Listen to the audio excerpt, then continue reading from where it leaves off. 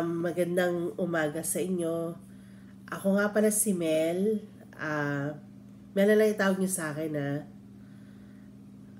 Ano nga pala ngayon, ano man date ngayon? Tingnan natin. Tignan ko lang sa phone ko ha.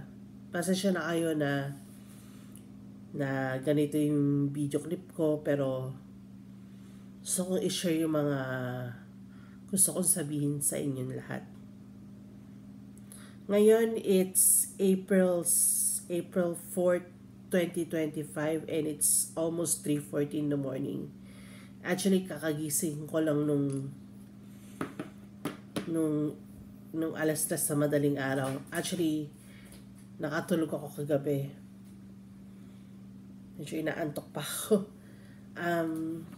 May gusto kong sabihin pala sa inyong lahat.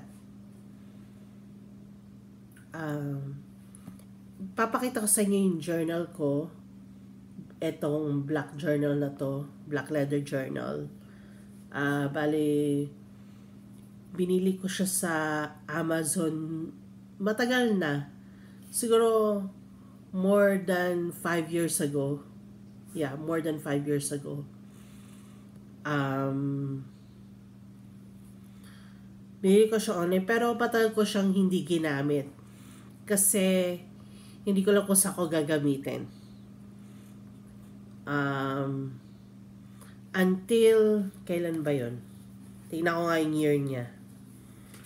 Kasi sinulat ko. Until July 22nd, 2024, I decided to use this notebook as basically write something, a letter or letters. Tama, letters. Ang title ng journal na to is Letters to Jesus. Pero nung between July 22nd, 2024 hanggang, tignan natin kung kailan ko huling sinulat yung letters na yun. Hanggang August 17, 2024. Konti lang yung naisulat ko kasi the reason na konti lang naisulat ko noon time na yon, noong 2024, was because hindi ko alam kung paano mag-open up kay Jesus at that time in writing style, in writing form. Usually kapag nagdadasal ako, nasa isip ko lang, nagdadasal ako dito sa apartment ko, tapos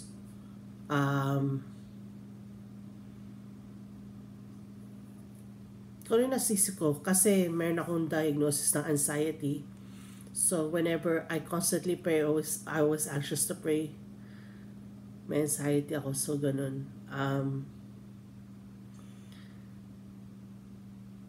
To be honest, hindi ako religious. But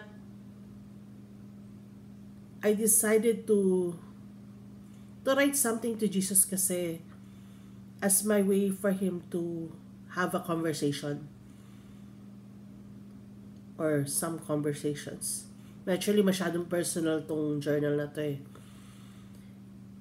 And then, after I stopped writing those few letters noong 2024, I decided to make a little diary here on this journal na instead of writing to Jesus, I wrote in this journal, Dear Friend. And I wrote some experiences there. Parang ano na yun, ganun din. Parang Dear Diary, ganun. So I wrote few pages. I wrote some honesty words actually. Sinulat ko to sa wikang English. Kasi tagal ko nang yun lang nakasanayan ko kasi. Tapos sinulat ko yung letters to a friend sa journal na to. Yung friend na yun could be anyone. You know? So choose, I wrote only few things. So, titignan ko. Nung titignan ko yung mga pages sa journal to, I decided that, okay, ano kaya yung susunod kong gagawin dito sa journal na to. So, I decided to write something na nakalagay, Dear Jesus uli. Pero nakalagay, part 2 naman. So, included to sa part 2 na to is about my personal prayers and also the things that I'm grateful for. Yung mga blessings ni Jesus na binigay sa akin, yung mga blessings ni God na binigay nila sa akin, ganun. About the good things. And sinunod ko mga experiences ko. Tapos yung prayer for forgiveness.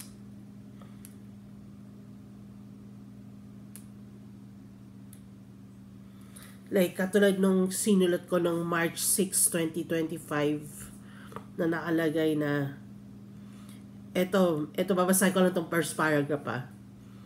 Dear Jesus, your love for me has no boundaries. Even if I don't see you in my dreams, I believe that you would like me to have faith in you. Mga ganun.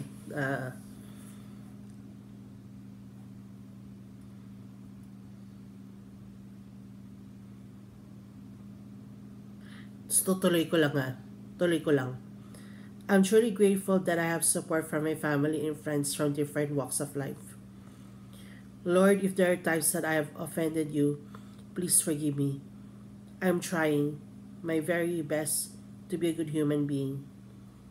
Remember the times that I continued to go to church for both good and bad times.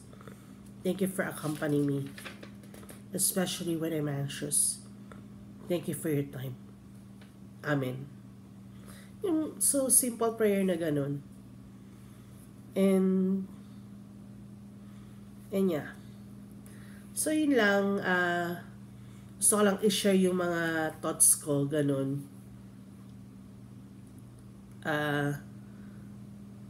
Maraming salamat sa time yung makinig sa akin. Pasensya na kung hindi maganda yung paggagawa ko ng videos. Ayun lang, thank you. Have a nice day. Bye-bye.